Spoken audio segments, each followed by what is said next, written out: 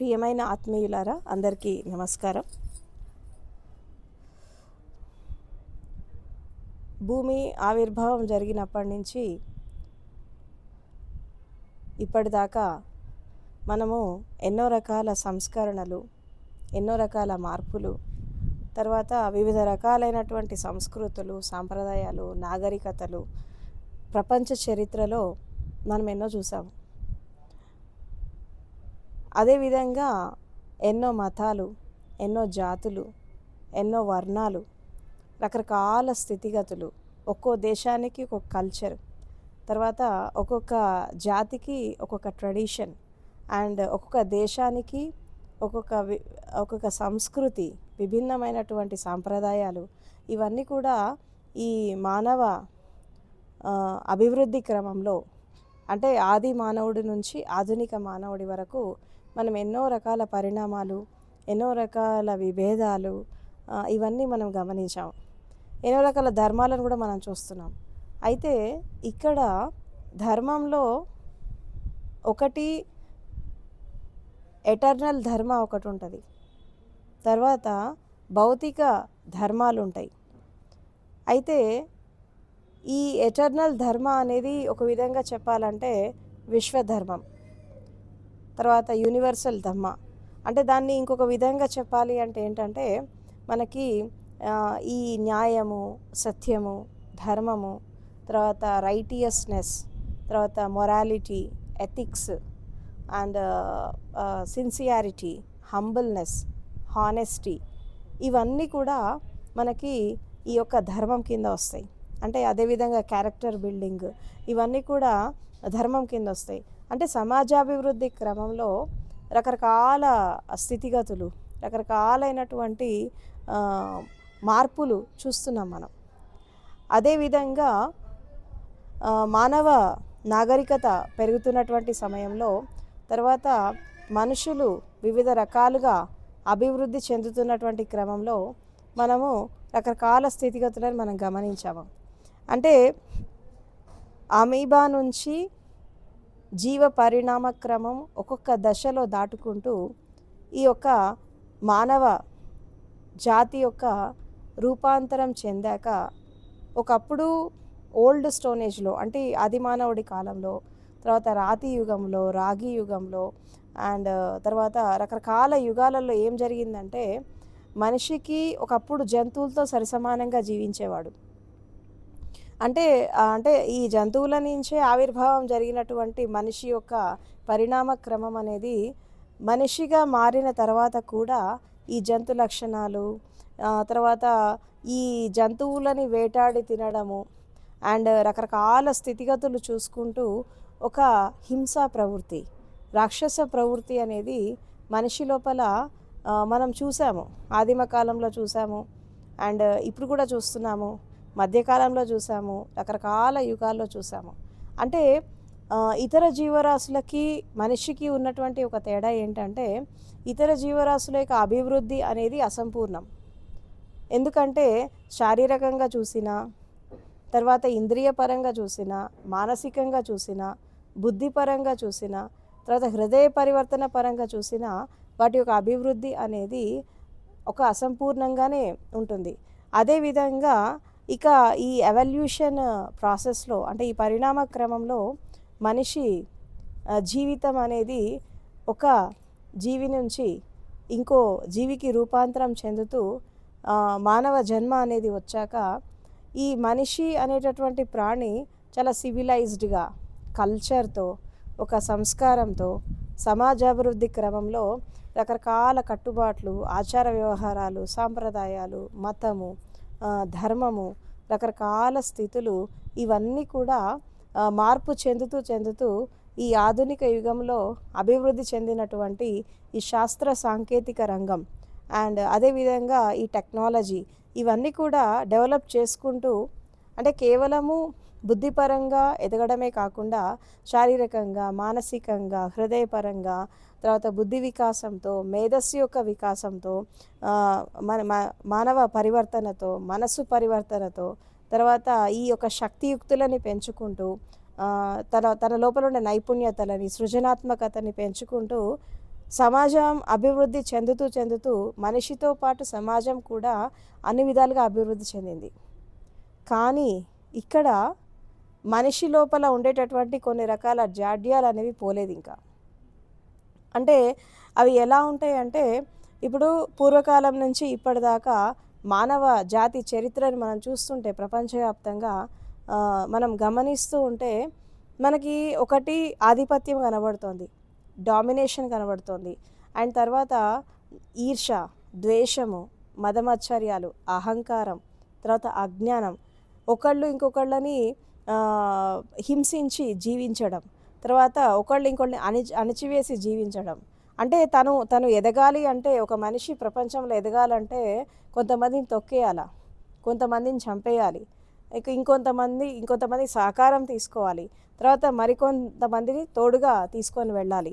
ఈ యొక్క సంస్కృతి అనేది మానవ జాతి పురాతన కాలం నుంచి, అంటే ఆదిమానవుడిగా ఉన్నప్పటి నుంచి కూడా ఈ జంతు ప్రవృత్తి, ఈ జంతువులను వేటాడి ఇచ్చేయడము, అది ఆహారంగా తీసుకోవడము, రకరకాల మార్పులు చెందుతూ ఈ జంతువులను వేటాడేటటువంటి సంస్కృతి ఏదైతే మానవ మస్తిష్కంలో జీర్ణించుకుపోయిందో, అది రాను రాను ఏం జరిగిందంటే మనిషి హింసించేటటువంటి ప్రవృత్తి వచ్చేసింది. అంటే ఇక్కడ జంతువుని హింసించిన తర్వాత మనుషులను హింసించిన హింస అనేది కామన్గా జరుగుతుంది. అందుకే ఇక్కడ మహాకవి శ్రీశ్రీ ఒక విషయం చెప్తారు. ఏంటి అంటే, ఈ ప్రపంచాన్ని చూస్తూ, ఈ సమాజాన్ని చూస్తూ, ఈ జాతులని, మతాలని, కులాన్ని, వర్ణాలని ఇవన్నీ చూస్తూ ఒక విషయం చెప్తారు. ఏంటంటే, ఏ జాతి చరిత్ర చూసినా ఏమున్నది గర్వకారణం, నరజాతి చరిత్ర సమస్తం పరపీడన పరాయణత్వం అంటాడు. అంటే చాలామంది చెప్పుకుంటారు, మా దేశం గ్రేటు, మా జాతి గ్రేటు, మా కల్చర్ గ్రేటు, తర్వాత మా దగ్గర ఉండే టెక్నాలజీ గ్రేటు. అంటే సమాజం అభివృద్ధి చెందిన, మనిషి మేధస్సు అభివృద్ధి చెందుతున్నటువంటి క్రమంలో ఇక్కడ ఏం జరుగుతుందంటే, మనిషి ఏం కోల్పోతున్నాడు అన్న విషయం తనకు అర్థం కావట్లేదు. ఇక్కడ మేజర్గా నేను మనిషిని అనేటటువంటి విషయాన్ని మర్చిపోయాడు. నాకు హృదయం ఉంది, నేను ప్రేమతత్వంతో జీవించాలి, అండ్ కరుణతో జీవించాలి, తర్వాత నేను ఒక దయాగుణంతో జీవించాలి, మానవత్వంతో జీవించాలి అనేటటువంటి విషయం మర్చిపోయాడు. నేను మనిషిని అనేటటువంటి విషయం మర్చిపోయాడు. అందుకే సాటి మనిషిని హింసించడం, తర్వాత సాటి మనుషులను చంపేయడము, తర్వాత హింసని ప్రేరేపించడము, ఈ రకరకాల స్థితిగతులు మనము గత చరిత్రలో చూసాము. తర్వాత ప్రజెంట్ సిట్యుయేషన్స్లో కూడా మనం చూస్తున్నాం, ప్రస్తుత సమాజంలో కూడా మనం చూస్తున్నాం. అంటే ఇదంతా ఎందుకు జరుగుతోంది అంటే, సింపుల్గా చెప్పాలంటే, తనకు తాను ఎదగడం అనేది తప్పు కాదు, కానీ తను ఎదగడం కోసము వేరే వాళ్ళని ఇబ్బంది పెట్టడం తప్పు. అది హింస. అంటే హింస అనేది రకరకాలుగా జరుగుతుంది. ఇప్పుడు ఒకప్పుడు జంతువులని వేటాడి తినడం అనేది అది అప్పుడు తప్పు కాదు. ఎందుకు కాదు అంటే, ఆ కాలంలో ఆది మానవుడి కాలంలో ఈ టెక్నాలజీ లేదు, ఈ పంటలు పండించడము, వ్యవసాయం చేయడం ఇదంతా తెలీదు. కేవలం జంతువులతో ఇప్పుడు ఒక పులి కానీ, సింహం కానీ ఒక జంతువుని వేటాడి ఎలాగైతే చంపి తింటుందో, ఆ మనిషి కూడా జంతువులతో సరిసమానంగా కొన్ని రకాలైనటువంటి పనిముట్లు తయారు చేసేసి ఆ జంతువులని చంపి తినడం అనేది ఒక కల్చర్ లాగా మనిషి లోపల వచ్చింది. కానీ సమాజం అనేది ఎంతెంత పెరుగుతూ ఉంటే, అంటే ఒక విధంగా చెప్పాలంటే అది అంధకార యుగం, దాన్ని చీకటి యుగం అన్నారు, అంధకార యుగం అన్నారు. తర్వాత రకరకాల స్థితిగతులని మనం గమనిస్తూ వచ్చాము. అంటే ఆ రోజు నుంచి ఈ రోజు వరకు సమాజం ఎదిగింది, తర్వాత శాస్త్ర సాంకేతిక రంగం ఎదిగింది, తర్వాత ప్రపంచం మారుతోంది, నడత మారుతోంది, నడవడిక మారుతోంది, శరీరం మారింది, కలర్ మారింది, కంప్లెక్షన్ మారింది, కానీ మనిషి లోపల మానసిక పరివర్తన రాలేదు. అంటే ప్రపంచానికి తగ్గట్టుగా మన జీవితాన్ని మనం అప్డేట్ చేసుకుంటున్నాం. ఎలా చేసుకుంటున్నాము అంటే, కంఫర్ట్స్ని అడాప్ట్ చేసుకుంటున్నాం, టెక్నాలజీని అడాప్ట్ చేసుకుంటున్నాం, కానీ మారుతున్న సమాజంతో పాటు మనం మారట్లేదు. మనం same old rotten beliefs, same old superstitious beliefs ఇలాగే మనం జీవిస్తున్నాం. కానీ ఈ ఆధునిక సమాజానికి తగ్గట్టుగా మనల్ని మనం మోల్డ్ చేసుకొని మనం జీవించలేకపోతున్నాం. ఇది ప్రతి మనిషిలో, అంటే కొన్ని కొన్ని కంట్రీస్లలో, కొన్ని బ్యాక్వర్డ్ కంట్రీసెస్లో, ఎస్పెషల్లీ ఇండియాలో అండ్ ఇంకొన్ని బ్యాక్వర్డ్ కంట్రీస్లో, అంటే కొన్ని కంట్రీస్ మాత్రమే ఇప్పుడు మనకి మొత్తం ప్రపంచవ్యాప్తంగా ఎన్నో దేశాలు ఉన్నాయి. కానీ పీస్ఫుల్ కంట్రీస్ ఎన్ని ఉన్నాయి? హ్యాపీయెస్ట్ వేలో పీపుల్ లిబరేట్ అయి జీవించేటటువంటి దేశాలు ఎన్ని ఉన్నాయి అంటే మనకు హార్డ్లీ ఒక 10 కనబడతాయి. 200 దేశాల్లో కేవలం 10 దేశాలు మాత్రమే చాలా ప్రశాంతంగా జీవిస్తున్నాయి. మిగతా కంట్రీస్ అన్నీ కూడా యుద్ధము, విభేదాలు, విద్వేషాలు, జాతి, కుల, మత అహంకారాలతో, అజ్ఞానంతో జీవిస్తూ దాదాపు ఒక 3000 సంవత్సరాలలో 5000 యుద్ధాలు జరిగాయి. అంటే ఈ యుద్ధంలో ఎన్ని లక్షల మంది చనిపోయారు, తర్వాత ఎంత ప్రాణ నష్టం జరిగింది, ఎంత ఆస్తి నష్టం జరిగింది, ప్రకృతికి ఎంత విధ్వంసం జరిగింది, తర్వాత ఈ మనుషుల యొక్క జీవిత విధానం అనేది ఎంత విధ్వంసం జరిగింది. ఇదంతా చూసుకుంటే ఒక విధంగా చెప్పాలంటే మనము అభివృద్ధి కంటే కూడా వినాశనమే ఎక్కువ చేసాం. ఒకప్పుడు యుద్ధం చేసేటప్పుడు మనము ఈ యొక్క కత్తులతో, తర్వాత ఈ బరిసెలతో, వీటితో వాటితో గొడ్డళ్లతో ఇలా కొట్లాడేవాళ్ళు ఒకప్పుడు. ఇప్పుడు ఆదిమానవుడి కాలం నుంచి కూడా తన అస్తిత్వాన్ని తాను కాపాడుకోవడం కోసము ఒక స్ట్రగుల్ అనేది జరిగింది. అంటే స్ట్రగుల్ ఫర్ ఎగ్జిస్టెన్స్ అనేది జరిగింది. కానీ ఆ ఎగ్జిస్టెన్స్ని కాపాడుకోవడం కోసము అక్కడ అహంకారం ఉండేది కాదు. ఆది మానవుడికి అహంకారం ఉండేది కాదు. కేవలము తను ఆత్మరక్షణ చేసుకోవడం కోసము, శరీర రక్షణ చేసుకోవడం కోసము, తన్ను తాను భూమి మీద కాపాడుకోవడం కోసం మాత్రమే డిఫెన్స్ చేసుకునేవాడు వేరే వాళ్ళ నుంచి. అంతేగాని ఆ యొక్క ఆపద ప్రమాదం అనేది వస్తే తప్పించి ఒక యుద్ధాన్ని ప్రేరేపించేవాడు కాదు ఒకప్పుడు ఆది మానవుడి కాలంలో.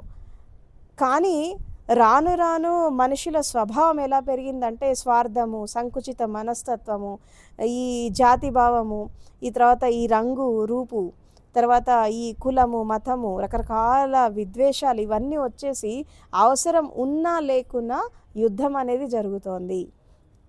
అంటే ప్రతి వాళ్ళు కూడా ఈ యుద్ధ వాతావరణాన్ని ప్రేరేపిస్తున్నారే కానీ ఒక ప్రశాంతకరమైనటువంటి జీవితంలో మనం జీవిద్దాము అనేటటువంటి ఈ యొక్క కాన్సెప్ట్ అనేది మనిషి యొక్క మస్తిష్కంలోకి వెళ్ళిపోయింది, మొత్తం దూరం అయిపోయింది. అంటే మనిషిని నేను మనిషి అనేటటువంటి ఆ యొక్క స్వభావాన్ని కోల్పోయాడు. నేను మనిషిని అనేటటువంటి విషయాన్ని మర్చిపోయాడు. నేను మానవత్వంతో జీవించాలి అనేటువంటి విషయాన్ని మర్చిపోయాడు. అందుకే ఈ జాతి ఆ జాతి అని చెప్పి చాలా చెప్పుకుంటారు. అసలు ఒక విధంగా చెప్పాలంటే ప్రపంచంలో భూమి మీద ఉన్నది 2 జాతులు. ఒకటి మానవ జాతి, రెండోది జంతు జాతి. ఇంతకు మించి జాతులు ఏం లేవు.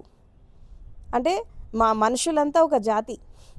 వాళ్ళు ఏ దేశంలో పుట్టినా, ఎక్కడ పుట్టినా, ఏ ప్రాంతాల్లో పుట్టినా, ఎక్కడ పుట్టినా వీళ్ళంతా హ్యూమానిటీ. We are humans. మనంతా హ్యూమానిటీ, మానవ జాతి, తర్వాత జంతు జాతి, ఈ 2 ఉన్నాయి.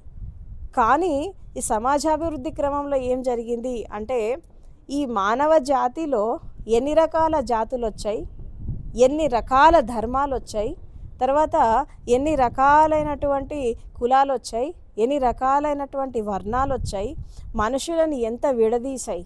అంటే ఒక విధంగా చెప్పాలంటే ఒక మనిషిని ఎంత విడదీశారు అంటే సంస్కృతి పేరు మీద, సాంప్రదాయాల పేరు మీద, ఆచార వ్యవహారాల పేరు మీద, కట్టు బొట్టు జుట్టు, రకరకాల స్థితుల్లో ఇంకా చాలా అంటే ఒక ఖండాలుగా విభజించి వేశారు మనిషిని. ఒక మనిషిని ముక్కలుగా ఒక వ్యక్తిని నరికేస్తే ఎలా ఉంటుందో వీళ్ళ యొక్క జీవితాన్ని, వీళ్ళ యొక్క పరివర్తనని, వీళ్ళ యొక్క స్థితిగతుల్ని అన్ని విధాలుగా ఖండాలుగా విభజించారు. ఈ విభజించడం వల్ల ఏమైపోయిందంటే ఇప్పుడు ఆధునిక సమాజంలో మనిషి పరిస్థితి ఎలా అయిపోయిందంటే ఇప్పుడు తను ఏకత్వంలోకి రావాలన్నా కష్టమైపోయింది. ఇప్పుడు చాలామంది ఈ ఆధ్యాత్మికంలోకి వచ్చిన వాళ్ళు, తర్వాత ఈ సాధన చేసేవాళ్ళు, వీళ్ళ లోపల మానసిక పరివర్తనం అనేది చాలా కష్టమైపోయింది. ఎందుకంటే మనం డే టు డే రొటీన్ లైఫ్లో చాలామంది ఇప్పుడు భక్తి మార్గంలో వెళ్ళేవాళ్ళు, పూజలు చేసేవాళ్ళు, వ్రతాలు చేసేవాళ్ళు, పుణ్యక్షేత్రాలకు వెళ్ళేవాళ్ళు, రకరకాల గురువుల దగ్గరికి వెళ్ళి సాధన చేసేవాళ్ళు, ఆధ్యాత్మిక మార్గంలోకి వచ్చేవాళ్ళు. వీళ్ళు ఓన్లీ ఒక కర్మకాండలాగా ఆ రిచువల్స్ లాగా దాన్ని చేస్తున్నారే కానీ వీళ్ళ లోపల మానసిక పరివర్తన లేదు. ఎందుకు రావట్లేదు మానసిక పరివర్తన అంటే, ఇక్కడ మనము పురాతన కాలం నుంచి మన జీన్స్లో, మన హెరిడిటరీలో, మన ప్రతి రక్తం బొట్టులో కూడా విభజన అనేది జరిగిపోయింది. డిస్క్రిమినేషన్ అనేది నాటుకుపోయింది. తర్వాత విభేదాలు అనేవి మన ప్రతి నరనరంలో జీర్ణించుకుపోయింది. ఇప్పుడు ఏకత్వంలోకి రావాలి అంటే చాలా కష్టమైపోతుంది. ఒక మనిషి ప్రపంచంలో ఎదగాలన్నా, అంటే ప్రపంచంలో ఒక మానవత్వంతో, ఒక మేధస్సుతో, తర్వాత ఒక శాస్త్రీయ పరంగా ఎదగాలన్నా కానీ ఎన్నో రకాల సిట్యుయేషన్స్ తట్టుకొని ఎదగాల్సి వస్తుంది. ఇక ఆధ్యాత్మికంగా ఎదిగే వాళ్ళు కూడా ఎన్నో రకాల విభేదాలు, ఎన్నో రకాలైనటువంటి స్థితిగతులు ఇదంతా ఎదుర్కొని వాళ్ళు ఆధ్యాత్మికంగా ఎదగాల్సి వస్తుంది. అంటే ఇక్కడ ఏమైపోయిందంటే ప్రతి మనిషి, భూమి మీద పుట్టిన ప్రతి మనిషి కూడా తన అస్తిత్వాన్ని తను కాపాడుకోవడం కోసము స్ట్రగుల్ చేయాల్సి వస్తుంది. అసలు సంఘర్షణ ఎందుకు వచ్చింది అంటే ఇక్కడ మనం 3 రకాలుగా తీసుకోవచ్చు.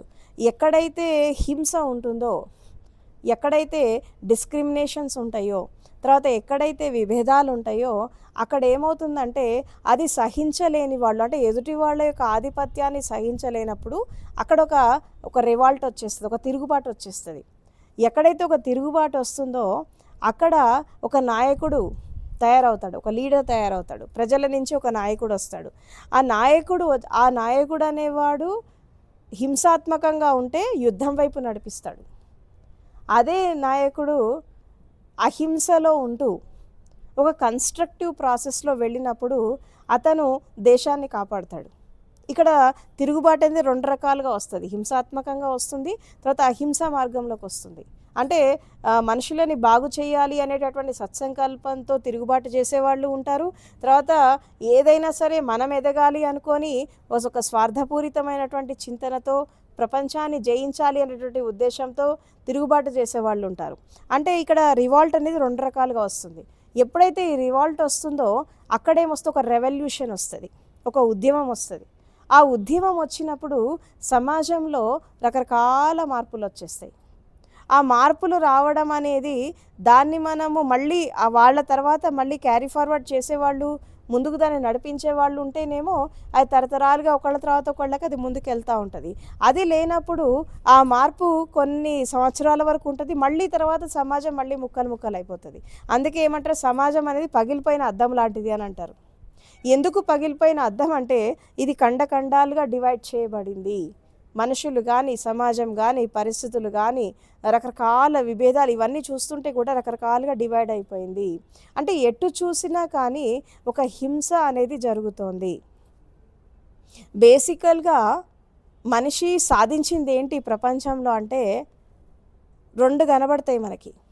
ఒకటేంటంటే ఒక మనిషి ఇంకో మనిషిని హింసించేటటువంటి జీవిత విధానం, తర్వాత ఒక మనిషి ఇంకొక మనిషిని ఆధిపత్య పోరుతో అణిచివేసేటటువంటి విధానము, అండ్ తర్వాత సాటి మనిషిని గౌరవం లేకుండా, తర్వాత వాళ్ళ మీద ఒక మానవత్వం లేకుండా, తర్వాత వాళ్ళ మీద ఒక కరుణ, ప్రేమ, జాలి, దయ లేకుండా తన స్వార్థం కోసము వాళ్ళని అణిచివేసి, తొక్కేసి, వాళ్ళని దోచుకొని ఎదిగేటటువంటి మనస్తత్వం అనేది మనము ప్రస్తుత సమాజంలో, అది కేవలం భారతదేశం అని కాదు, మొత్తం ప్రపంచవ్యాప్తంగా అదే చూస్తున్నాం మనం.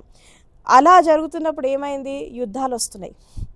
ఒక దేశానికి ఇంకో దేశానికి పడట్లేదు, ఒక ప్రాంతానికి ఇంకో ప్రాంతానికి పడట్లేదు, మనిషికి పడట్లేదు. ఈవెన్ కుటుంబ సభ్యుల మధ్యలో, ఫ్యామిలీలో కూడా ఎన్నో రకాల యుద్ధాలు జరుగుతున్నాయి. తల్లిదండ్రులకి పిల్లలకి పడట్లేదు, తర్వాత భార్య భర్తలకి పడట్లేదు. అంటే ఎక్కడ చూసినా ఒక హింసాత్మకమైనటువంటి వాతావరణంలో ఈరోజు మనిషి జీవిస్తున్నాడు. ప్రస్తుత పరిస్థితులను మనం చూస్తుంటే తెల్లారు లేస్తే సోషల్ మీడియా చూసినా, ఎలక్ట్రానిక్ మీడియా చూసినా, ప్రింట్ మీడియా చూసినా ఎక్కడ చూసినా హింసనే జరుగుతోంది. అసలు ఎందుకు సమాజం అనేది ఒక హింసాత్మకం వైపు అడుగులు వేస్తోంది అంటే, ఇక్కడ మనం చూసుకుంటున్నట్టయితే మనిషిలాగా జీవించట్లేదు, మానవత్వంతో జీవించట్లేదు, నేను మనిషిని అనేటటువంటి విషయాన్ని మర్చిపోయాడు. దానివల్ల ఇన్ని రకాలుగా మనం చూస్తున్నాం. ఇప్పుడు ఎస్పెషల్లీ మనకి భారతదేశంలో మనకి ఎన్నో రకాల ధర్మగ్రంథాలు ఉన్నాయి, శాస్త్రాలు ఉన్నాయి, ఇతిహాసాలు ఉన్నాయి. అండ్ ఎంతోమంది జ్ఞానులు, మునులు, ఋషులు ఈ నేల మీద నడయాడారు. ఎంతోమంది బుద్ధ పురుషులు జన్మించారు, గురువులు జన్మించారు. ఇదంతా ఉన్నప్పటికీ కూడా ఈవెన్ భారతదేశంలో కూడా హింస పెరగడానికి కారణం ఏంటి? ఇది మనము లోతుగా అధ్యయనం చేస్తే ఇక్కడ మనకు ఒక విషయం అర్థమవుతుంది. ఏంటి అంటే, ఇక్కడ మానవత్వం కంటే మతం ఎక్కువైపోయింది, గుణం కంటే కులం ఎక్కువైపోయింది. అండ్ అదేవిధంగా మనిషి లోపల ఉండేటటువంటి ప్రేమ తత్వం కంటే స్వార్థం ఎక్కువైపోయింది. తర్వాత కరుణ కంటే కూడా రాగద్వేషాలు ఎక్కువైపోయినాయి. తర్వాత ఈ మానవత్వం కంటే కూడా ఒక హింసాత్మకం అనేది పెరిగిపోయింది. దీనివల్ల ఏమవుతుందంటే మనకి ప్రపంచంలో అంతా హింస జరుగుతోంది. అక్కడ తన మన పర భేదం లేదు, ఒక బంధం లేదు, ఒక ఆప్యాయత లేదు. తర్వాత వీళ్ళు నా వాళ్ళు పరాయి వాళ్ళు అనేటటువంటి వ్యత్యాసం లేదు. అంటే ఎక్కడ చూసినప్పటికీ కూడా తను కోరుకుంది తనకి దక్కకపోతే ఎలాగైనా దక్కించుకో, ఏంటి ఏది ఎలాగైనా అంటే వేరే వాళ్ళని తొక్కేసైనా చంపేసైనా దక్కించుకో. దానికోసం కష్టపడడం ఇష్టం లేదు. అంటే తనకు కావాల్సింది ఏదన్నా మనము తెచ్చుకోవాలి అన్నప్పుడు ఒకప్పుడు ఏం చేసేవాళ్ళు? దానికోసం కష్టపడేవాళ్ళు, ఎఫర్ట్ పెట్టేవాళ్ళు, దాన్ని సాధించేవాళ్ళు, దాన్ని అనుభవించేవాళ్ళు. కానీ ఈ రోజుల్లో కష్టపడే మనస్తత్వం లేదు. తర్వాత ఏదన్నా సొంతంగా సంపాదించుకునే తెలివితేటలు లేవు. ఎంతసేపు దోచుకోవాలి, దాచుకోవాలి, అంతే. వేరే వాళ్ళని దోచుకోవాలి, మనం దాచుకోవాలి, మనం ఎంజాయ్ చేయాలి. అంటే ఈజీగా బతికేయాలి, కష్టపడకుండా బతికేయాలి. ఈ కష్టపడేటటువంటి మనస్తత్వం అనేది మనుషుల లోపల పోయింది. ఒకళ్ళని చూసి ఒకళ్ళు కంపారేటివ్గా జీవిస్తున్నారు. ఒకళ్ళని చూసి ఒకళ్ళు పోటీతత్వంతో పోల్చుకోవడంలో జీవించడం వల్ల ఏమవుతుంది?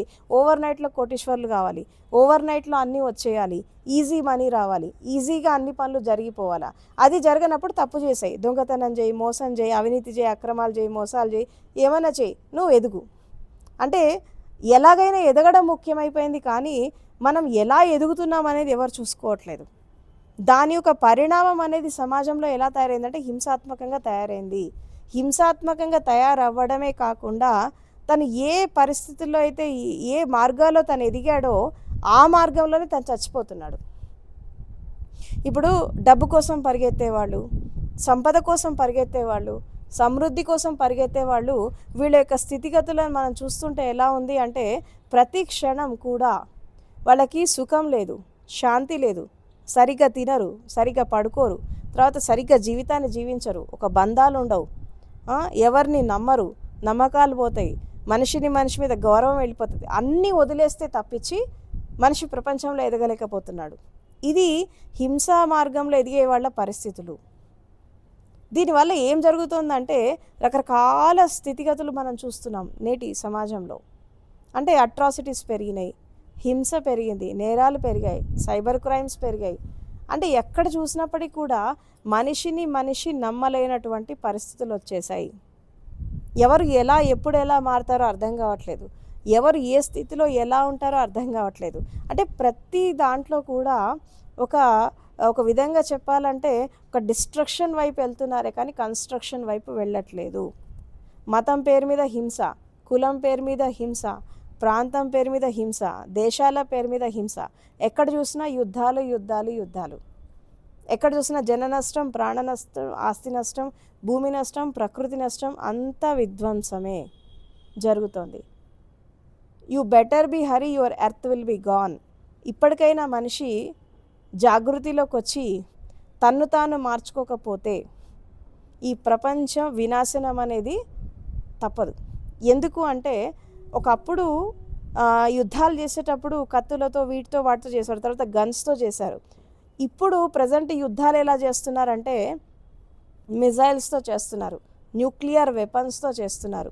ఒక దేశం మీద ఇంకో దేశం న్యూక్లియర్ వెపన్ ఒక నిజంగా దురదృష్టంతో ఒకవేళ థర్డ్ వరల్డ్ వార్ వస్తే కనుక భూమి అంతా శ్మశానం అయిపోతుంది, ఒక్కళ్ళు కూడా మిగలరు.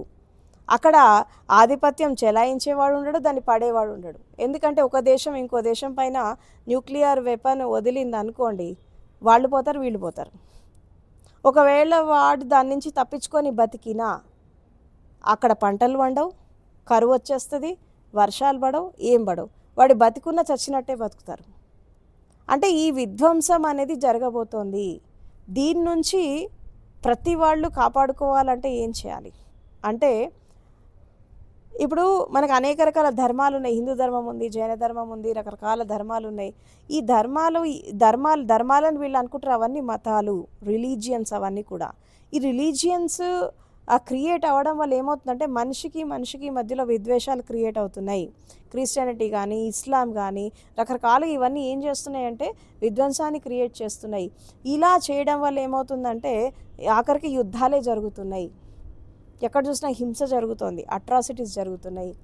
కాబట్టి ఇప్పటికైనా మనుషులు రియలైజ్ అయిపోయి తమని తాము అర్థం చేసుకొని తమ జీవితాన్ని సంస్కరించుకొని ప్రతి ఒక్క స్థితిని అర్థం చేసుకొని జీవించకపోతే అసలు భవిష్యత్ అనేది ఏమీ లేదు. భవిష్యత్తు శూన్యం. ఎందుకు అంటే రాబోయే పరిస్థితులు అలా రాబోతున్నాయి. అండ్ ఇంకొక విధంగా మనం చూస్తే కూడా ప్రపంచంలోకెల్లా అతి పురాతన దేశం భారతదేశం. ఇక్కడ మనకి అనేక రకాల ధర్మ గ్రంథాల్లో, శాస్త్రాల్లో ఒక విషయం చాలా స్పష్టంగా చెప్పడం జరిగింది. ఏంటంటే అహింస పరమో ధర్మ అని అంటారు. అంటే అన్ని ధర్మాల్లోకెల్లా శ్రేష్టమైన ధర్మం ఏంటి అంటే అహింస. అంటే ఈ హింస అనేది ఎన్ని రకాలుగా జరుగుతుంది అంటే మాటలతో జరుగుతుంది, కర్మలతో జరుగుతుంది, ఆలోచనలతో జరుగుతుంది, భావాలతో జరుగుతుంది, తర్వాత ఇతర జీవరాశులను హింసించడంతో జరుగుతుంది, మనిషి హింసిస్తే జరుగుతుంది. అంటే మాటలు, చేతలు, కర్మలు, భావాలు, మన జీవిత విధానము, మన నడత, మన నడవడిక, మన ప్రవర్తన, ప్రతి ఒక్క స్థితిలో హింస అనేది జరుగుతోంది. దీని నుంచి ఒక మనిషి బయటికి రావాలంటే తన జీవితాన్ని పరివర్తన తీసుకొని వచ్చేసి ముందుకెళ్ళడం అనేది చాలా అవసరం. ఇప్పుడు మనము రకరకాల సేవలు చేస్తూ ఉంటాం. 5 రకాల సేవలు ఉంటాయి. ఫస్ట్ది ఏంటి అంటే స్వయం సేవ. అంటే ఎవరి జీవితాన్ని వాళ్ళు ఉద్ధరించుకోవడం. అంటే నా జీవితం ఏంటి, నా మనసు ఏంటి, నా ఆలోచనలు ఏంటి, నా భావాలు ఏంటి, నా స్థితిగతులు ఏంటి, తర్వాత నా జీవితం ఎటెళ్తోంది, నేను దాన్ని ఎలా, ఒకవేళ చెడు వైపు వెళ్తే నేను ఎలా సంస్కరించుకోవాలి, నా వల్ల ఎవరైనా బాధపడుతున్నారా, నా వాళ్ళు ఎవరైనా దుఃఖపడుతున్నారా, తర్వాత అసలు ఏంటి నా లైఫ్ అనేది ఏంటి. ఎప్పుడైతే మనం వీటి గురించి ఆలోచిస్తామో దాన్ని ఏమంటారంటే స్వయం సేవ. అంటే నీ గురించి నువ్వు ఆలోచించుకోవడం. తర్వాత రెండవది ఏంటి, ఎప్పుడైతే నీ గురించి నువ్వు ఆలోచించుకుంటూ నీ కుటుంబం గురించి, నీ బంధువుల గురించి, నీ స్నేహితుల గురించి, వాళ్ళ గురించి ఆలోచిస్తూ వాళ్ళ శ్రేయస్సు కోసం నువ్వేమన్నా చేయగలిగావు అనుకో, అది బంధు సేవ. మూడవది ఏంటి అంటే సమాజ సేవ. ఎప్పుడైతే మనము మన వాళ్ళు కాని వాళ్ళకి, అంటే మనకు సంబంధం లేని వాళ్ళకి ఎప్పుడైతే మనం సహాయం చేస్తామో అది సమాజ సేవ. వాళ్ళు నీకు బంధువులు కాదు, స్నేహితులు కాదు, చుట్టాలు కాదు, నీ వాళ్ళు కాదు, ఎవరు కాదు, కానీ మనుషులు. వాళ్ళు కూడా నాలాంటి మనుషులే అనుకొని నువ్వు ఎప్పుడైతే వాళ్ళకి సేవ చేస్తావో అది ఒక విధంగా చెప్పాలంటే సమాజ సేవ.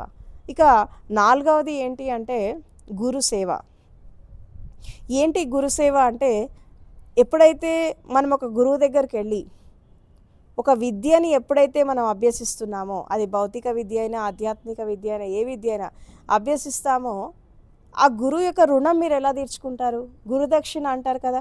చాలామంది గురుదక్షిణ అంటే డబ్బు ఇవ్వడమో, ఇది ఇవ్వడం, అది ఇవ్వడం అనుకుంటారు. అది అసలు కాదది. గురుదక్షిణ అంటే అసలు ఒక గురువు శిష్యుడి నుంచి ఏం కోరుకుంటాడు, ఒక టీచర్ స్టూడెంట్ నుంచి ఏం కోరుకుంటాడు, ఒక శిక్షకుడు ఒక ట్రైనర్ నుంచి ఏం కోరుకుంటాడు, అంటే తనలాగా ఎదగాలి, తనకంటే ఉన్నతమైన స్థాయిలో ఎదగాలి, గురువును మించిన శిష్యుడు కావాలి అని చెప్పి ప్రతి గురువు కోరుకుంటాడు. అది నిజంగా ఒక శిష్యుడు గురువుకి ఇచ్చేటటువంటి గురుదక్షిణ. అంతకంటే తగ్గి ఏది ఇచ్చినా కానీ అది దానికి సాటి రాదు. ఎందుకు అంటే నిజంగా ఒక శిష్యుడికి స్వేచ్ఛనిచ్చి పరిపూర్ణ జ్ఞానాన్ని అందించి తర్వాత ఒక శిష్యుడు తనకంటే ఉన్నతమైన స్థాయిలో ఎదిగినప్పుడు ఆ గురువు పొందేటటువంటి ఆనందం ఏదైతే ఉందో అది ఎంత డబ్బు పెట్టినా అది కొనలేరు. ఎందుకంటే ఆ సాటిస్ఫాక్షన్ అనేది ప్రతి ఒక్క స్థితిలో వస్తూ ఉంటుంది. ఇప్పుడు ఎట్లాగైతే పిల్లలు బాగా ఎదిగితే తల్లిదండ్రులు ఎలా సంతోషపడతారో అదేవిధంగా ఈ శిష్యులు కూడా ఎదిగినప్పుడు గురువు అంతకంటే ఎక్కువ సంతోషపడతాడు. ఇది గురు సేవ. అంటే గురువుకి సేవ చేయాలంటే ఆశ్రమాలు కట్టడము, గురువుకి పాదాలు ఒత్తడము, డబ్బు కాంట్రిబ్యూట్ చేయడము, లేకపోతే ఇంకేదో చేయడం, సిద్ధాంతాన్ని క్యారీ ఫార్వర్డ్ చేయడం, ఇదంతా ఒక సైడ్. బట్ అసలు మేజర్ ఏంటి, నిజమైన సేవ ఏంటంటే గురువు కంటే మించిన శిష్యులు కావాలి. ఆయన జ్ఞానానికి వారసులు కావాలి. ఆయన మఠాలకి, పీఠాలకి, ఆశ్రమాలకి వారసులు కాదు, ఆయన జ్ఞానానికి వారసులు కావాలి. ఎప్పుడైతే ఆయనలాగా జ్ఞానాన్ని అందుకొని, బుద్ధత్వాన్ని అందుకొని వీళ్ళు ఎప్పుడైతే ఎదుగుతారో అది నిజమైన గురుసేవ. ఎప్పుడైతే ఈ గురుసేవ చేస్తూ చేస్తూ ఇంకొంచెం ముందుకెళ్ళినప్పుడు ఏంటంటే భగవంతుడి సేవ. ఏంటి భగవంతుడి సేవ? ఈ ప్రకృతికి నువ్వేమిస్తావు, తర్వాత ఈ విశ్వానికి నువ్వేమిస్తావు? విశ్వం నీకు చాలా, యూనివర్స్ నీకు చాలా ఇచ్చింది, ప్రకృతి నీకు చాలా ఇచ్చింది, నువ్వు దానికి ఏం కాంట్రిబ్యూట్ చేస్తావు? అంటే ఇక్కడ మనం ప్రకృతికి కాంట్రిబ్యూట్ చేసేది ఏంటంటే అహింస. ఎందుకు అంటే ఈ విశ్వం అంతా కూడా ఒక ఆర్గానిక్ యూనిటీ లాగా ఉంది. అసలు ఈ హింస ఎందుకు చేయొద్దంటారు, అది ఫస్ట్ అర్థం చేసుకోండి. హింస చేయడం ద్వారా ఏం జరుగుతుంది అంటే ఎకలాజికల్ థీరీస్ ప్రకారం, ఎన్విరాన్మెంటల్ థీరీస్ ప్రకారము భూమి మీద ఒక జీవి డిస్టర్బ్ అయితే ఇంకో జీవి డిస్టర్బ్ అవుతుంది. ఎందుకంటే ఒకదానికొకటి ఇంటర్లింక్డ్ ప్రాసెస్ లాగా జీవితం అనేది జరుగుతుంది.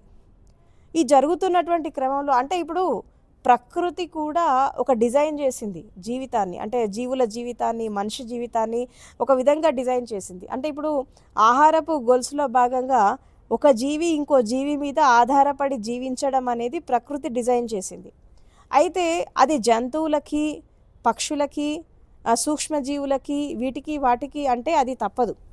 కానీ మనిషి విషయానికి వచ్చాక ఇక్కడ కొంత అభివృద్ధి జరగాలి. ఎందుకంటే అన్ని ప్రాణుల్లో కంటే కూడా మనిషి చాలా మానసికంగా, హృదయంగా, చైతన్యపరంగా అభివృద్ధి చెందినటువంటి ప్రాణి. ఈ ప్రాణి అనేవాడు ఏం చేయాలి అంటే జంతువులాగా వీళ్ళలాగా ఉండడం కాకుండా ఇక్కడ మనకి మార్పు చెందడంలో, అంటే శారీరకంగా, మానసికంగా, హృదయపరంగా మనిషి ఎదిగినప్పుడు 4 రకాలుగా హింసని తగ్గించుకుంటూ వస్తాడు. ఇప్పుడు ప్రకృతి సిద్ధంగా జరిగేదానికి మనం ఏం చేయలేం, అది న్యాచురల్గా జరుగుతుంది, ఎందుకంటే ప్రకృతిలో డిజైన్ చేయబడింది. కానీ ఇంటెన్షనల్గా చేయకూడదు, అంటే ఉద్దేశపూర్వకంగా నీ ద్వారా హింస అనేది జరగకూడదు. అంటే ఒక విధంగా చెప్పాలంటే ఫస్ట్ మనము యానిమల్ ఈటింగ్ దగ్గర నుంచి స్టార్ట్ చేశాడు మనిషి, అంటే ఈ మాంసాహారం తినడం దగ్గర నుంచి స్టార్ట్ చేశాడు. దాని తర్వాత మెల్లిమెల్లిగా మార్పు చెంది ఈ వెజిటేరియన్లోకి వచ్చాడు. ఈ వెజిటేరియన్ కూడా మార్పు చెంది ఇంకొంతమంది ఈ పశువుల నుంచి వచ్చినటువంటి ఈ ప్రోడక్ట్స్ కూడా ఆపేసి కొంతమంది అలా వెళ్ళిపోయారు.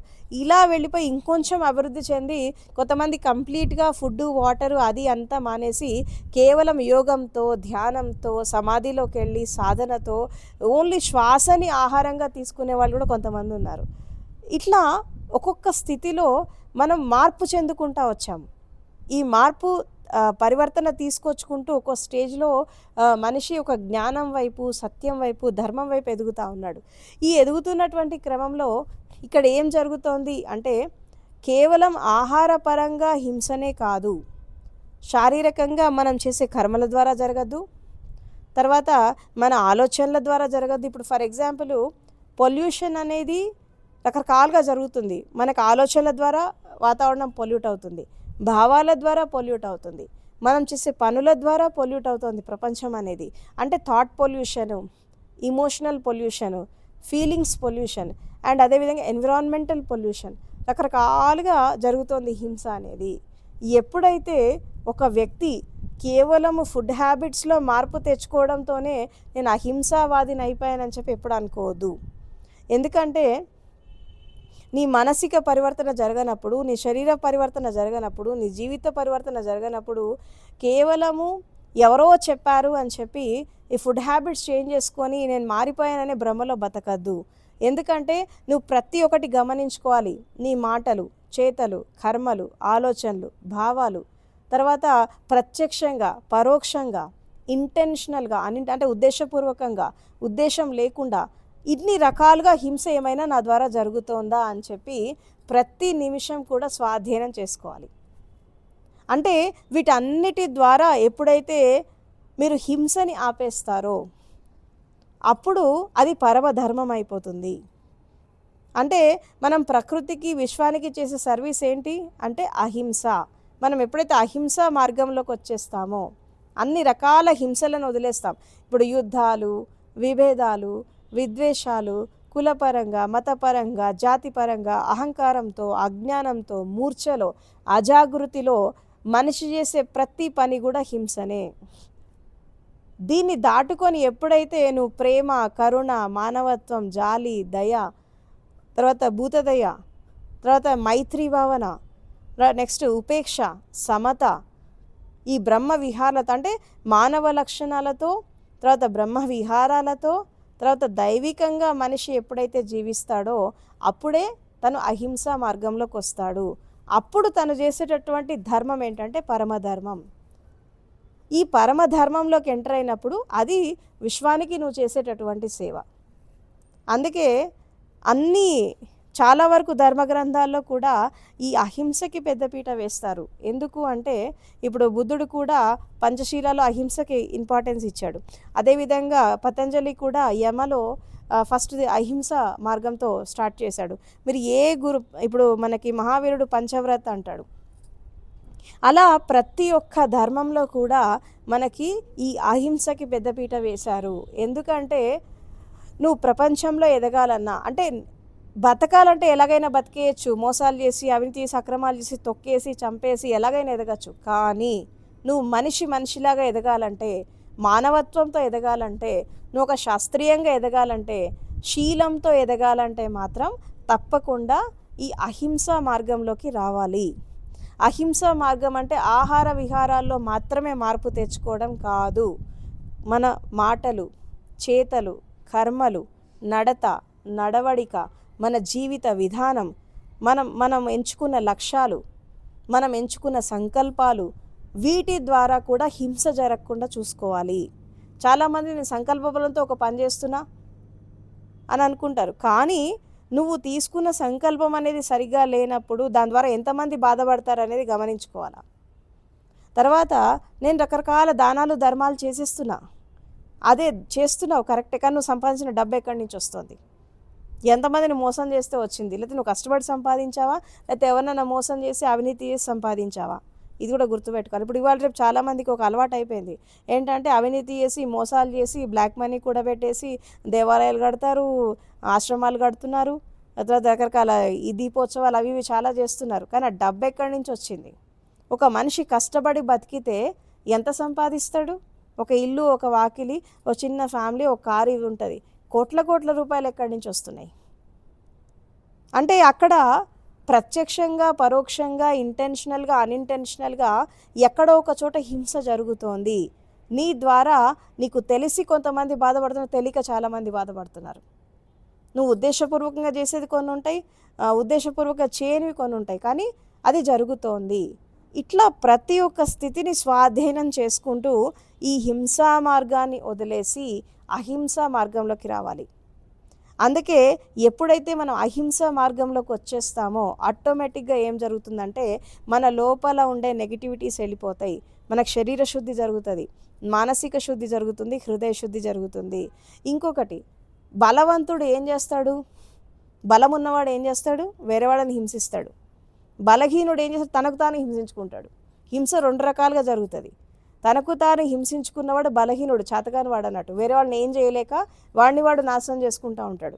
అంటే శారీరకంగా, మానసికంగా, జీవితపరంగా రకరకాలుగా ఈ డిప్రెషన్స్కి పోయేవాళ్ళు, యాంగ్జైటీకి లోయనే వాళ్ళు, ఓసిడీలో ఉండేవాళ్ళు, ఈ సైకలాజికల్ ట్రేట్స్తో బాధపడేవాళ్ళు, ఆఖరికి సూసైడల్ టెండెన్సీతో పోయే వాళ్ళంతా కూడా వీళ్ళంతా బలహీనులు, చేతగాని వాళ్ళు అన్నట్టు.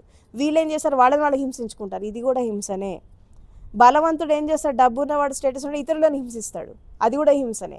అంటే ఇక్కడ బలహీనతతో, బలంతో, అంగబలంతో, అర్ధబలంతో, తర్వాత సమాజ బలంతో, తర్వాత రాజకీయ బలంతో, తర్వాత ఈ సామాజికమైన స్థితిగతుల బలంతో నువ్వు అజ్ఞానంలో అజాగృతిలో చేసే ప్రతి పని హింసనే. అవినీతితో, మోసాలతో, అక్రమాలతో, రకరకాల స్థితిగతుల్లో చేసేదంతా హింసనే. నువ్వు తినే ఆహారము నీ నోట్లోకి పోతుందంటే ఎంతమంది రక్తం ధారపోస్తే వచ్చింది, ఎంతమంది తొక్కితే వచ్చింది. ఇదంతా మనం గమనిస్తూ ఉంటే ప్రతి చోట హింస జరుగుతోంది. ఇవన్నీ వదిలేస్తేనే వాళ్ళు అహింసావాదులు, లేకుంటే కాదు. అంటే ఇప్పుడు కొంతమంది మనం శ్వాస తీసుకుంటే కూడా మనకి సూక్ష్మజీవులు లోపలికి వెళ్తూ ఉంటాయి. దాని ద్వారా కూడా అది ప్రకృతి డిజైన్ చేసింది, దానికి మనం ఏం చేయలేం. అప్పుడప్పుడు మనం తినే ఆహారంలో కూడా కొన్ని రకాల సూక్ష్మజీవులు మన లోపల పోతూ ఉంటాయి. దానికి మనం ఏం చేయలేం, ఎందుకంటే ప్రకృతి అలా డిజైన్ చేసింది. కానీ మనిషి ఉద్దేశపూర్వకంగా అవసరం లేకున్నా తన స్వార్థం కోసము చేసే ప్రతి పని హింసనే. ఇవన్నీ వదిలేయాలి. వదిలేసినప్పుడు ఏమవుతుందంటే అప్పుడు అహింసావాదంలోకి వచ్చేస్తాడు. ఎప్పుడైతే అహింసావాదంలోకి వచ్చేస్తాడో నెక్స్ట్ ఏం జరుగుతుంది, వాళ్ళ లోపల ప్రేమ పెరుగుతుంది, కరుణ పెరుగుతుంది, మైత్రీ భావన పెరుగుతుంది, సహనం పెరుగుతుంది, సహనశీలత పెరుగుతుంది, తర్వాత ఉపేక్ష పెరుగుతుంది. నెక్స్ట్ లాస్ట్లో వాళ్ళు ఒక సాధువు లాగా, అంటే రజోగుణం తమోగుణం వదిలేసి సాత్విక గుణంలోకి వస్తారు. ఎప్పుడైతే సాత్విక గుణంలోకి వస్తాడో అప్పుడు మనిషి మనిషిలాగా జీవిస్తాడు. మనిషి మనిషిలాగా జీవించినప్పుడు ఈ యుద్ధాలు, ఈ హింస, ఈ అట్రాసిటీస్, ఈ విభేదాలు ఇవన్నీ వెళ్ళిపోతాయి. ఎప్పుడైతే ఇవన్నీ వెళ్ళిపోతే అప్పుడు భూమి అనేది ఒక స్వర్గతుల్యం అయిపోతుంది. అందుకే భారతదేశంలో ఈ అహింసకి పెద్దపీట వేశారు. దీన్నే పరమధర్మం అని చెప్పారు. ఎందుకు చెప్పారు అంటే ఇన్ని రకాల స్థితిగతులు దాటుకొని మనిషి మనిషిలాగా జీవించాలి, మానవత్వంతో జీవించాలి, కరుణతో జీవించాలి. అంటే ఇవన్నీ వదిలేస్తేనే నువ్వు మనిషివి అవుతావు. రూపంలో మనిషిలా కాదు. నువ్వు రూపంలో మనిషిలాగా ఉంటూ జంతువులాగా, రాక్షసుడిలాగా హింసాత్మకంగా జీవిస్తే నిన్ను మనిషి అని అనరు. నువ్వు జంతువువే, నువ్వు రాక్షసుడివే, కానీ మనిషివి కాదు. ఎప్పుడైతే ఈ జంతు ప్రవృత్తి, రాక్షస ప్రవృత్తి, ఈ కామక్రోధ లోభాలు, ఈర్ష, ద్వేషాలు, మదమత్సర్యాలు, అహంకారం ఇవన్నీ వదిలేస్తే నువ్వు హృదయంతో మనిషి అనేవాడు హృదయంతో జీవించాలి, మనిషి అనేవాడు మానవత్వంతో జీవించాలి, అంతేగాని వీటితో కాదు, అహంకారంతో అజ్ఞానంతో కాదు.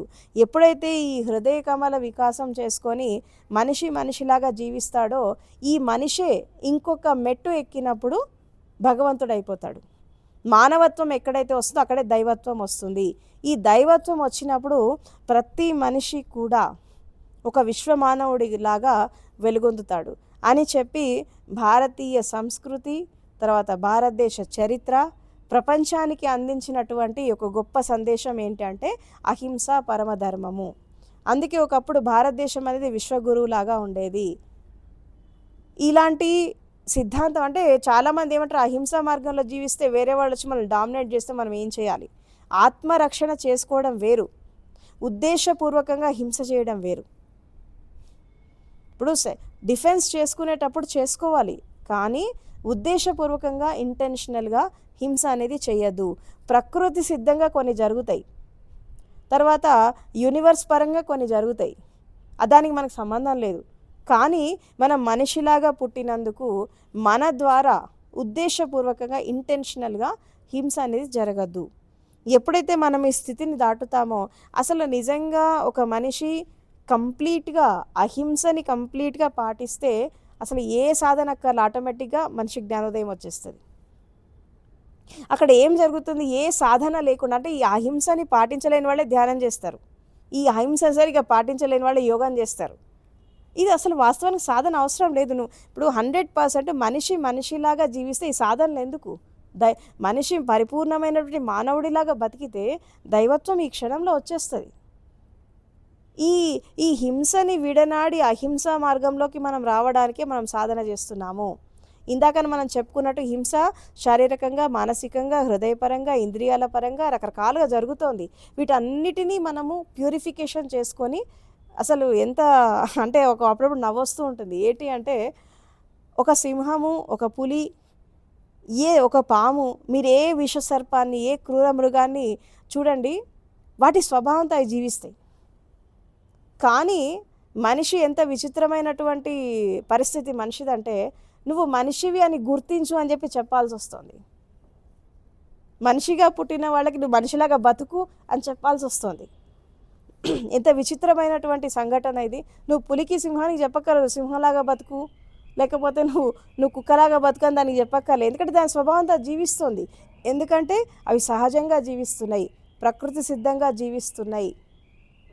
కానీ మనిషి ప్రకృతికి దూరమయ్యాడు, విశ్వానికి దూరమయ్యాడు, తర్వాత పర్యావరణానికి అన్నిటికీ దూరం అయిపోయి ఒక స్వార్థంతో డబ్బు, సమృద్ధి, సంపద, స్టేటస్, పొజిషన్, కీర్తి ప్రతిష్టలు, ఈ 3 నాళ్ళ ముచ్చట 4 రోజుల భాగవతం, ఈ జీవితానికి అవసరం లేనివన్నీ కూడా, అనవసరమైన వాటివన్నీ కూడా వాటి ఎంబడపడి అవసరమైన వాటిని వదిలేస్తున్నాడు.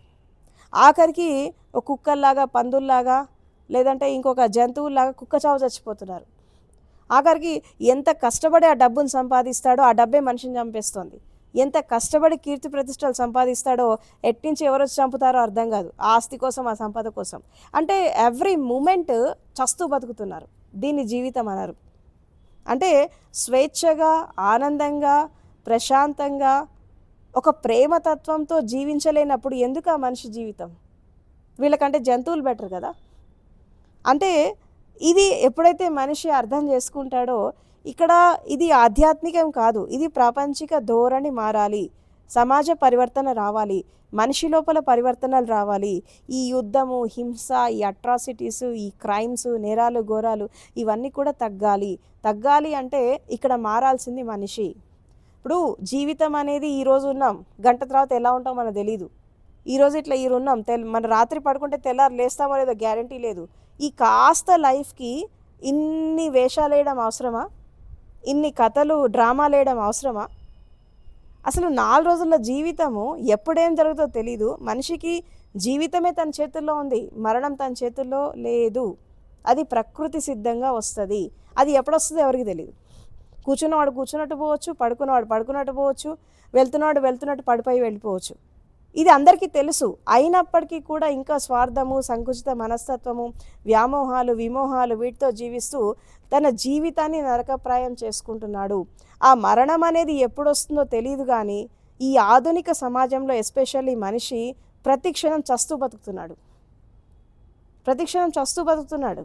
ఎందుకంటే మాటలతో, చేతలతో, కర్మలతో, తన స్థితిగతులలో, ఆ నరకంలో, ఎక్కడో నరకం స్వర్గం ఇక్కడే కాదు, ఇక్కడే ఉంటుంది. అందుకే మనకి చిన్నప్పుడు మన పద్యాల్లో చదువుకున్నంటే, తన కోపమే తన శత్రువు, తన శాంతమే తనకు రక్ష, దయ చుట్టంబవు, తన సంతోషమే స్వర్గము, తన దుఃఖమే నరకమండ్రు తథ్యము సుమతి అని చిన్నప్పుడు పద్యాల్లో చదువుకున్నారు అందరూ. కానీ జీవితంలో అది ఆచరించరు. అంటే సుఖమైన, దుఃఖమైన, స్వర్గమైన, నరకమైన నువ్వు ఏర్పరచుకుంటావు. చచ్చిపోయాక వచ్చేవి కాదు ఇవన్నీ.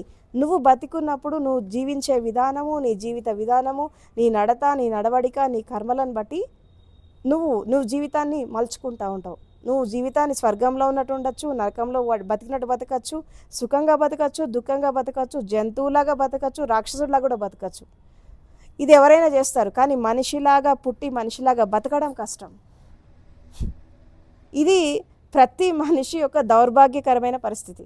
మనిషిలాగా పుట్టావు, మనిషిలాగా బతకని చెప్పాల్సి వస్తుంది. ఇది పెద్ద ఒక విధంగా చెప్పాలంటే జుగుప్సాకరంగా అనిపిస్తుంది ఈ విషయం నలుగురికి చెప్పాలంటే కూడా. మనకంటే జంతువులు చాలా ఆర్గనైజ్డ్గా జీవిస్తున్నాయి మనుషుల కంటే కూడా. అంటే ఒక సిస్టమ్ లేదు, ఒక డిసిప్లిన్ లేదు, ఒక క్యారెక్టర్ లేదు, ఒక శీలం లేదు, సత్ప్రవర్తన లేదు. వీళ్ళని మనుషులను మనం అనం, జంతువులే వీళ్ళు. ఇవాళ రేపు భూమి మీద పుట్టినటువంటి 95% మంది అంతా జంతువులే, మనుషులు కాదు. మనిషిగా రూపాంతరం చెందలేదు. ఇంకా వీళ్ళు జంతు ప్రవృత్తితో, రాక్షస ప్రవృత్తితోనే జీవిస్తున్నారు. వీళ్ళు మనుషులు కాదు. కాబట్టి ఇలాంటి వాళ్ళు మనుషుల్లాగా మారాలి అంటే తప్పకుండా మానసిక పరివర్తన, జీవిత పరివర్తన తీసుకురావాల్సిన అవసరం ఎంతైనా ఉంది. కాబట్టి ఈ విషయం అర్థం చేసుకొని ఈ హింసని విడనాడి అహింసా మార్గంలోకి రావాలి. సత్యాన్ని ఆచరించాలి జీవితంలో. ఎప్పుడైతే ఈ సత్యాన్ని, ధర్మాన్ని ధర్మం అంటే హిందూ ధర్మం, జైన ధర్మం, బౌద్ధ ధర్మం, ఈ ధర్మాలు ఆ ధర్మాలు కాదు. జీవిత ధర్మం, ప్రకృతి ధర్మం, విశ్వధర్మం, దీన్ని అర్థం చేసుకొని జీవించండి. ఎందుకంటే మానవ ధర్మం, మనిషిలాగా పుట్టాడు, మనిషిలాగా బతకాలి. ఈ మానవ ధర్మాన్ని మనం ఎప్పుడైతే ఆచరిస్తామో అక్కడ జీవితం అనేది మానవత్వంతో, ప్రేమతత్వంతో, హృదయ వికాసం జరిగి అప్పుడు మనిషే విశ్వమానవుడిలాగా ఎదుగుతాడు. ఇప్పుడు మనం పూజిస్తున్నటువంటి దేవుళ్ళు దేవతలు ఎవరైతే ఉన్నారో ఒకప్పుడు మనలాగా మనుషుల్లాగా పుట్టిన వాళ్ళే. వాళ్ళు ఇలవేల్పులు దేవతలు దేవుళ్ళు ఎలా అయ్యారు? నువ్వు వాళ్ళని పూజిస్తూ కూడా కనీసం వాళ్ళ గుణాలలో కొన్ని తెచ్చుకోవట్లేదు, వాళ్ళ స్వభావాన్ని తెచ్చుకోవట్లేదు. ఎందుకు నీ పూజలు, ఎందుకు నీ వ్రతాలు, ఎందుకు ఈ దేవాలయాలు, ఎందుకు ఈ కల్చర్, ఎందుకు ఈ ధర్మాలు, ఇవన్నీ ఏం చేస్తున్నాయి? మనుషులు ఏం చేస్తున్నారు అంటే మానసిక ఎవరినైతే మనం ఇష్టపడతామో వాళ్ళని రోల్ మోడల్గా తీసుకొని ఆ స్వభావంతో జీవించడం మనకు చేతగానే వాళ్ళకి పూజలు చేసేస్తారు. ఏమొస్తుంది పూజలు చేస్తే? ఆచరణ లేనప్పుడు ఏం లాభం? ఇప్పుడు ఒక వ్యక్తిని మనం రోల్ మోడల్గా తీసుకున్నామంటే వాళ్ళలాగా మనం తయారు కావాలి కదా. ఇది అర్థం చేసుకోకుండా మనం ఎన్నో రకరకాలుగా ఏదో వాళ్ళని మనం పూజలు చేసేస్తే వీళ్ళు కరుణిస్తారు, వాళ్ళు కరుణిస్తారు, ఏదో కరుణిస్తారు, ఇవన్నీ పిచ్చి భ్రమలు ఏం పెట్టుకోకండి. ఎందుకంటే కరుణ కానీ కృప కానీ ఎప్పుడు వస్తుందంటే నువ్వు మానసిక పరివర్తన చెందితే వస్తుంది, లేకుంటే రాదు. కాబట్టి ఈ విషయాన్ని అర్థం చేసుకొని ఈ హింసా మార్గాన్ని వదిలి అహింసా మార్గంలోకి రావాలి. జంతు ప్రవృత్తిని, రాక్షస ప్రవృత్తిని వదిలేసి మనిషి మనిషిలాగా బతకాలి, మానవత్వంతో జీవించాలి, హృదయంతో జీవించాలి. అదేవిధంగా ఈ అహింసా మార్గంలోకి ఎప్పుడైతే వస్తామో మనం హంసలాగా తయారవుతాం. హంస స్వభావం ఏంటి అంటే మీరు పాలు నీళ్ళని కలిపి పెడితే కేవలం పాలు మాత్రమే తాగుతుంది హంస, నీళ్ళను వదిలేస్తుంది. అది దాని స్వభావం.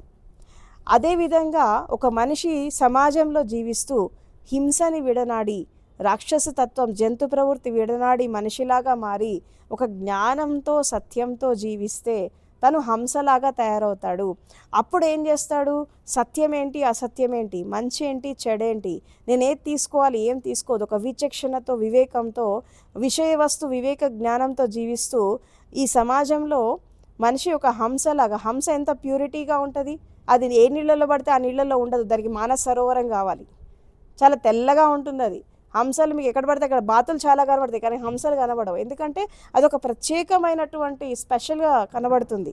అందుకే జ్ఞానాన్ని పొందిన వాళ్ళని ఏమంటారు? పరమహంసలు అంటారు. ఈ హంసకి ఆ హంసకి తేడా, పరమహంసకి తేడా ఏంటంటే ఈ ప్రపంచంలో పుట్టినటువంటి హంస అనేది పాలు నీళ్ళని వేరు చేసి పాలను మాత్రం స్వీకరిస్తుంది. పరమహంసలు ఏం చేస్తారంటే సమాజంలో ఉన్నటువంటి మాయని తొలగించి, అజ్ఞానాన్ని తొలగించి, జ్ఞానాన్ని అందుకొని, దైవత్వాన్ని అందుకొని పరమహంసలాగా, ఎందుకంటే పరమజీవాన్ని యాత్ర చేస్తారు, దివ్యమైన యాత్ర చేస్తారు కాబట్టి వాళ్ళని పరమహంసలు అంటారు. ఎందుకంటే పరమపద సోపానాన్ని అందుకుంటారు కాబట్టి. సో అలాంటి వాళ్ళే మనకి ఆరాధ్యులు. కాబట్టి కేవలం వాళ్ళకి పూజలు చేయకుండా గుళ్ళు గోపురాలు ఆశ్రమాలు కట్టడం కాదు ఇక్కడ. నిజంగా మీరు వాళ్ళని ఇష్టపడితే వాళ్ళ సిద్ధాంతాన్ని, వాళ్ళ సాధనని ఆచరించి మీరు కూడా వాళ్ళలాగా ఎదగండి. కాబట్టి భారతదేశం ప్రపంచానికి ఇచ్చిన సందేశం ఏంటంటే అహింసనే పరమధర్మము. ఈ పరమధర్మం పాటిస్తే మానవ ధర్మాన్ని పాటించినట్టే. కాబట్టి ఈ విషయాన్ని అర్థం చేసుకొని సాధన చేయండి. Thank you so much.